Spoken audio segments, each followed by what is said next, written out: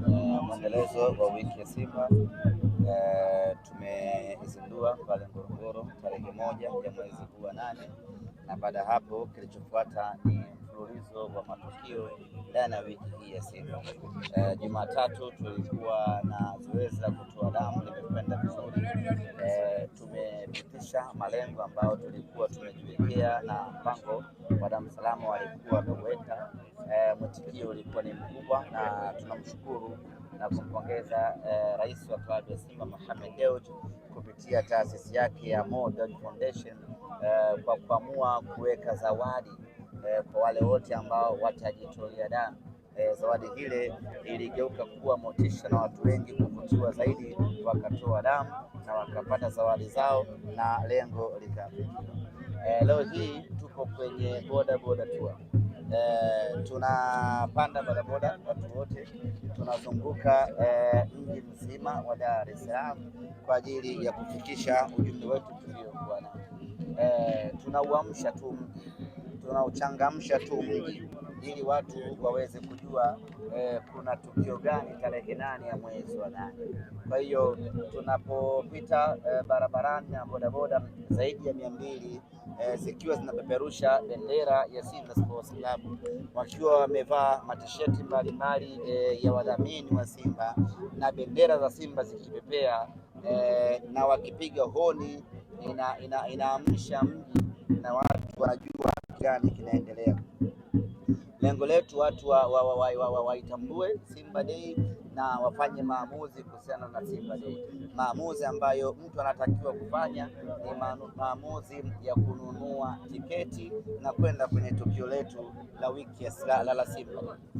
Mpaka sasa pengine mwitikio vipi kwa Dar es Salaam, lakini pia mkoani mipango iko vipi kuelekea kufanya hamasa kuelekea tamasha la Simba? Mwitikio ni mkubwa wa watu kununua tiketi, na tungependa kuwasisitiza watu wanunue tiketi zao mapema. Kwa wale watu wa kujivutavuta na kusubiri dakika za mwishoni, sio kwa uwanja wa Uhuru. Uwanja wa Uhuru ni mdogo, inaingiza mashabiki wachache. Ukiendelea kusubiri unajipotezea nafasi ya kuhudhuria tamasha hili. Na mwanasimba, ukose vitu vyote katika maisha yako, lakini katu usikose kuhudhuria Simba Day. Historia ya Simba Day ni unforgettable. Historia ya Simba Day huwa inadumu milele na milele. Utakuja kutamba na kuhadithia baadaye ya kwamba ulihudhuria kwenye miaka 90 ya Simba kwenye siku yetu ya Simba Day. Kwa hiyo mwitikio ni mkubwa, lakini niwaombe na kuwahimiza wana Simba kuongeza kasi ya ununuzi wa tiketi, kwa sababu tukio linalokuja mbele yetu ni tukio bora kweli kweli kihistoria, lakini ni sehemu ya burudani ambayo huwezi kuipata popote. Ukiachilia mbali utambulisho wa wachezaji tutakwenda kuona kwa mara ya kwanza, kuna burudani kem za wasanii, kuna matukio ya kuvutia ya kustaajabisha, yote unayapata kwenye tukio hili la Simba. Kwa hiyo sio tukio la kukaa na kuliangalia nyumbani, ni tukio la kila mwana Simba kuja uwanjani.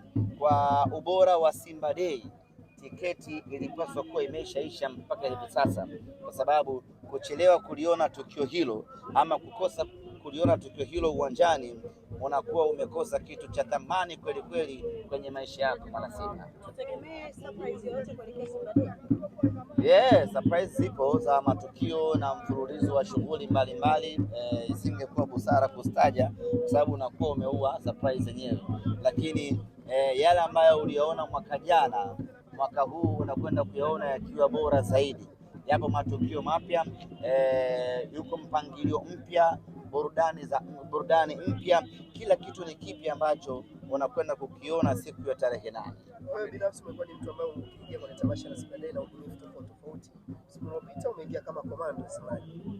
Pengine vipi kwa msimu huu, umejipanga vipi na watu wategemee kitu cha ziada tofauti? In fact nimehangaika sana kutafuta wataalamu wanaoweza kurusha ungo angani. Lakini nimepambana, nimempata bibi mmoja kutoka Mpanda. Yes, yeye ndo atawasili hapa Dar es Salaam siku ya Ijumaa. Yeye ni mtaalamu. Wataalamu wengi niliyopata wana uwezo wa kurusha ungo usiku.